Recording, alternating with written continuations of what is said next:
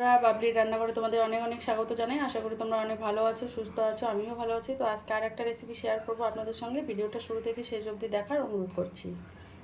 মোচার ঘন্ট করব। তো মোচাটা আমি সেদ্ধ করে নিয়েছি, মোচা আর কটা আলুও দিয়েছি মোচাতে। তো গোবিন্দভোগ চালটা ভিজিয়ে দিয়েছি, 1 মুঠো গোবিন্দভোগ চাল আছে এখানে, আর পেঁয়াজ আছে, গোটা মশলা আছে। আর মশলার মধ্যে আমি মিক্সিতে এখানে পেস্ট করে নিয়েছি। এখানে নিয়েছি আদা, রসুন, জিরে গুঁড়ো, লঙ্কা, কাঁচা লঙ্কা আছে, এগুলোই আছে। কড়াই বসিয়ে দিয়েছি, সর্ষের তেল দিয়ে দেবো পরিমাণ মতো।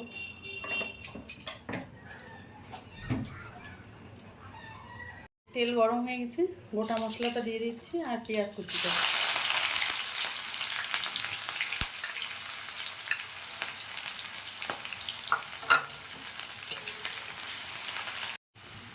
পেঁয়াজটা ভাজা হয়ে গেছে, এবার আমি গোবিন্দভোগ চালটা দিয়ে দিচ্ছি। এক মিনিট করে একটু জলটা ঝরিয়ে নিলাম। গোবিন্দভোগ চালটাকে আমি হালকা করে ভেজে নিলাম, এবার মশলাটা দিয়ে দিচ্ছি।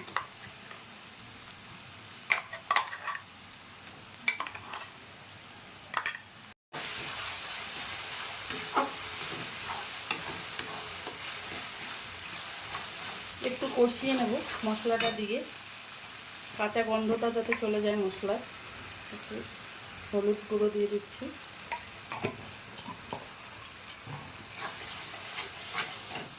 মশলাটা কষিয়ে নিয়েছি, এবার মোচাটা দিয়ে দিচ্ছি।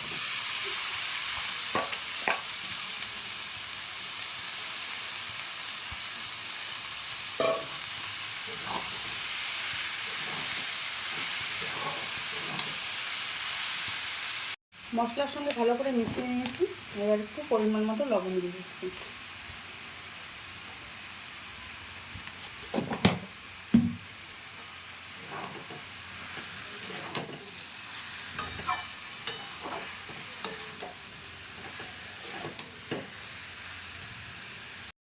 মশলাটা আর লবণটা দিয়ে ভালো করে কষিয়ে নিয়েছি, এবার একটু জল দিয়ে দেবো। যেহেতু একটু সেদ্ধ করা আছে, আর অল্প জল দিয়ে, গোবিন্দভোগ চালটা যেহেতু সেদ্ধ করতে হবে, তার জন্য একটু পরিমাণ মতো জল দিয়ে দিলাম।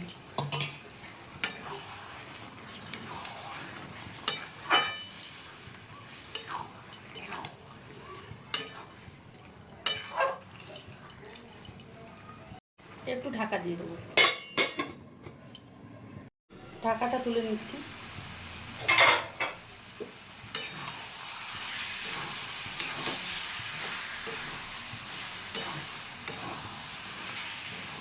জলটা শুকিয়ে গেছে আর চালটাও সেদ্ধ হয়ে গেছে।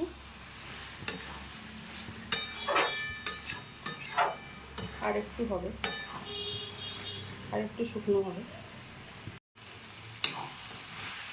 মোচার তরকারিটা রেডি হয়ে গেছে, এবার একটু গরম মশলা গুঁড়ো দিয়ে দিচ্ছি।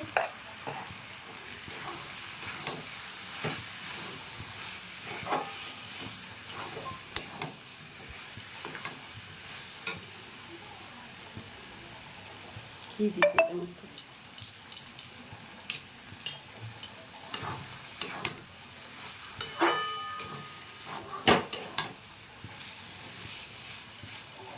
অফ করে দিলাম।